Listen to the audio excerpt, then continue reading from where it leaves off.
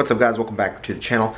Today we have a little situation going on. I was at the gym, and I mean there's glass windows against it, but when I drove past I looked in the rearview mirror and I'm like, why are my reverse lights on? And moreover, the reverse lights on this tailgate bar here. A lot of people ask me actually, like, how do you access your spare tire? Not that I can even use it because it's too small. Yeah, the Putco is an awesome light bar because it pops off like this.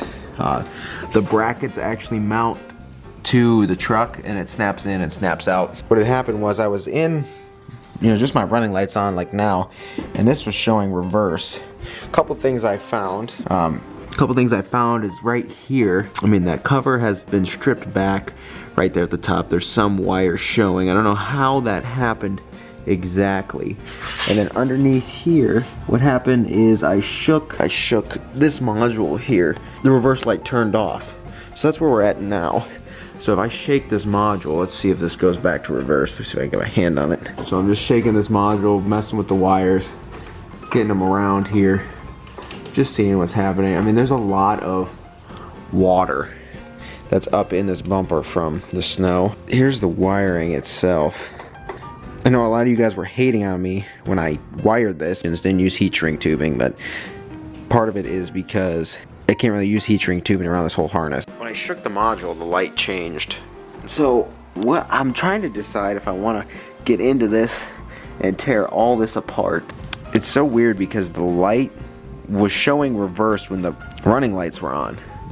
So that, to me, the first thing that gave me away is that can't be a wiring issue over here where I tapped into the harness, because it wouldn't be sending a reverse signal during the light. But what I'm saying is it might be in this module thinking that it's in reverse when really it's just a running light.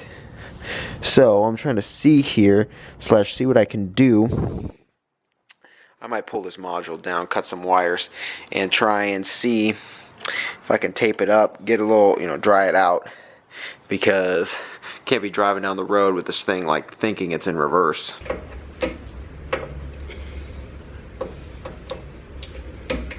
Okay, so I got the module down. It's dripping a lot of water. As you can see, the running light's timed out. But there's a lot of water around here. It's got small little screws on the back of this. I don't know if you can see that, but it's got small screws on the back of this module. I mean, I wouldn't see why this would not be watertight, but I mean, there's a lot of water. I wouldn't say, I can't even tell if it's coming out of it or just coming out of the harness.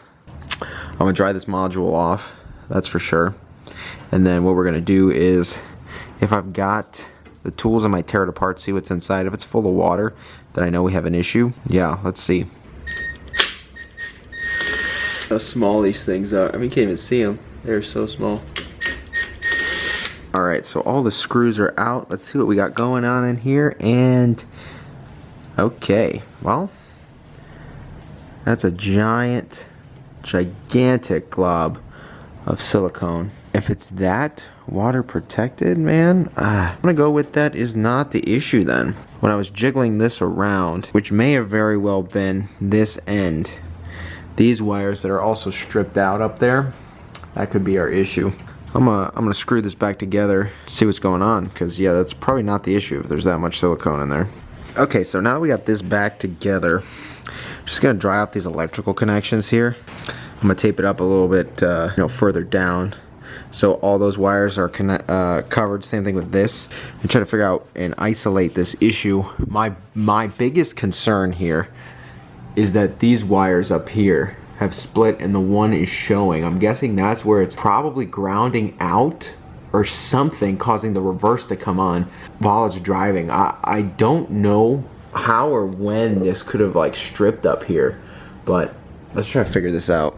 If for some reason I do this, and I'm gonna monitor it, if all of a sudden the reverse light comes on again, like I said, I was moving this and that's what fixed the problem. I was literally like this, and as you can see when I did this, look, that wiring harness doesn't move at all. So I was shaking this, and then the running light kicked back on. So I'm guessing if it's not inside, it has something to do with these wires here, which is also why it's because water and open wires, it might be grounding itself out.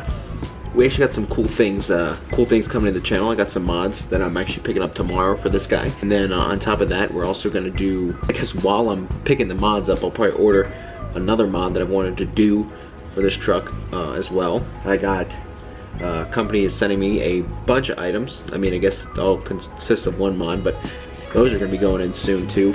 Pretty much the Daytona build is going to be in full force here very, very soon. And then we're also going to tape that up here.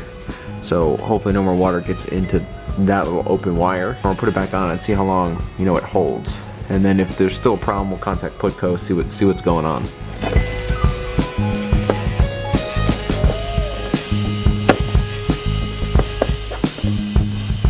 That open wire that was shredded is all sealed and taped up now, and we taped it perfectly so the Putco still shows.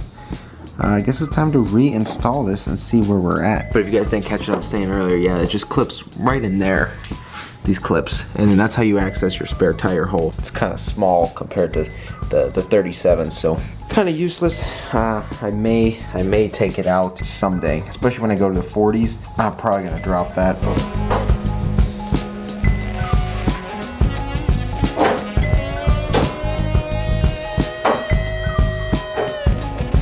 I mean, I think I did a pretty good job centering it back up. So that's in there. I guess we're just gonna zip tie these other wires up. Let me run the running lights real quick, see where we're at. Oh, it doesn't look good. Oh, wait, what do you know? It actually doesn't. Oh, that's stupid light. Okay, so we've got just the running going. So, I mean, that's good, considering, I mean, it's doing that. I'm just gonna have to keep an eye on it. I'm gonna zip tie the rest of this up. But if any of you guys have had the Putco bar and it's done this on you, I mean, literally, it was just I was driving with the lights, my headlights on. And because the headlights on are running lights, it was somehow sending a reverse signal to the bar. I was very, very confused. Looks to be fine. Now, it's all kind of temporary because obviously we're going to the bodyguard bumpers here. Well, I believe I'm going to the bodyguard bumpers here in a couple months. So when those come in, I'm gonna have to unclip all this stuff I've, you know, zip tied inside the bumper, take it all off, undo all my parking sensors, pop them out of the bumper, take that whole wiring harness off. It's gonna be a big thing. And I think I found the problem, which was up here where it was frayed somehow. I think that the water in there was grounding it out, thinking it was a reverse signal sending the light on. So I think that's our issue. We're gonna go take it out and see if that is what solved our problem, you know, getting the water off the end there. So when I get that 10-inch on, definitely are not gonna fit underneath this deck anymore. Fuel law, wonderful. All right, let's actually pull out of the garage here, see where we're at. I mean, so far, it looks so far so good. I'm gonna get in front of Ben's Jeep here. Still looks like it's glowing red, not white, so I think we're good. Let me park her real quick, see if she's running or not. Okay, so she's running red right now.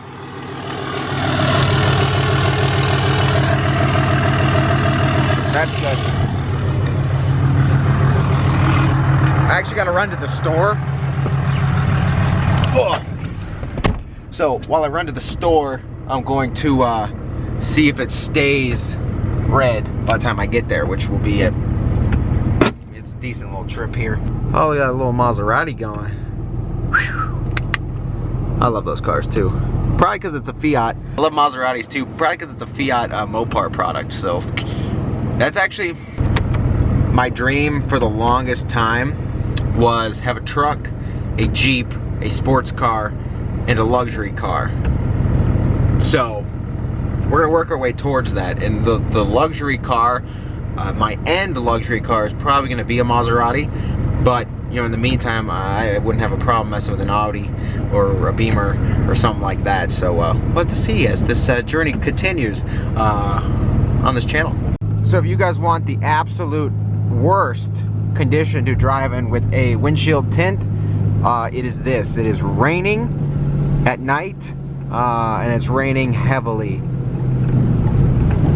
And this is 50% on the windshield. Obviously, said this is the worst condition to be driving in with a windshield tint. And 50%, I know I get this question often, 50% at night is not bad at all, actually.